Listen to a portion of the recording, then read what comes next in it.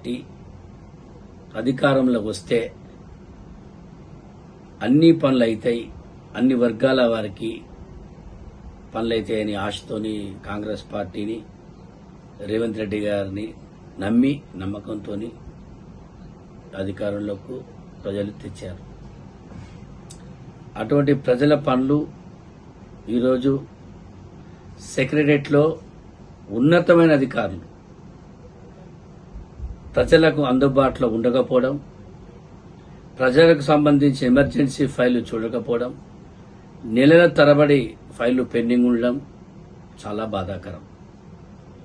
కులాల వారుగా విభజించి వారి యొక్క ఫైళ్లను చూడడం, వారికి సమయాన్ని ఇవ్వడం మాత్రం ఇది చాలా బాధాకరం.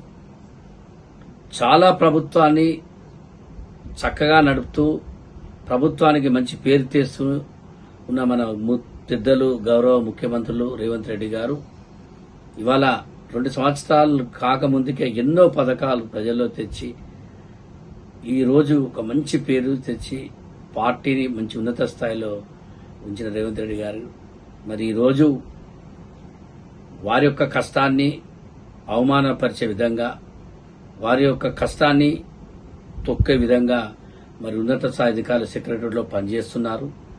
అటువంటి వారిని తక్షణమే ప్రక్షాళన చేసి వారి మీద చర్యలు తీసుకొని ప్రజలకు ఎవరైతే అందుబాటులో లేని అధికారులను తక్షణమే వేరే విభాగాల్లో వారిని పంపాల్సిందిగా నేను మన పార్టీ తరఫున, మన కాంగ్రెస్ పార్టీ తరఫున మన ముఖ్యమంత్రి గారిని మళ్ళొక 10 సంవత్సరాలు ముఖ్యమంత్రిగా చూడాలనే ప్రేమతో నేను వారిని నా యొక్క ప్రేమతో వారిని రిక్వెస్ట్ చేస్తున్నాను. దయచేసి దీని మీద సీరియస్ గా మీరు తీసుకోండి అని నేను మనస్ఫూర్తిగా మళ్ళీ కోరుకుంటున్నాను.